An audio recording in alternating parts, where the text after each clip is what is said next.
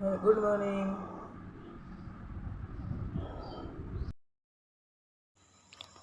Good morning friends. বুম্বাকে স্কুলে পৌঁছে দিয়েই বাড়িতে এসে স্নান করলাম। স্নান করে সকালে জলখাবার খেয়ে এই যে মাকে এখন নারকেল করে দিচ্ছি। একটাই নারকেল আছে, এটা কিন্তু কেনা নারকেল।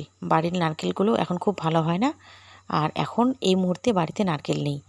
তো মা বলেছিল স্কুলে ছেলেকে দিয়ে আসার সময় নারকেল নিয়ে আসতে। তো এই যে এই নারকেলটা 30 টাকা দিয়ে কিনে আনলাম।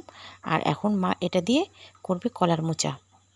কিছুটা করবে কলার মোচাতে, আর একটু রেখে দেবে, ওটা কালকে করবে মুগ ডালের সাথে। তো মাকে নারকেলটা কুড়ে দিই।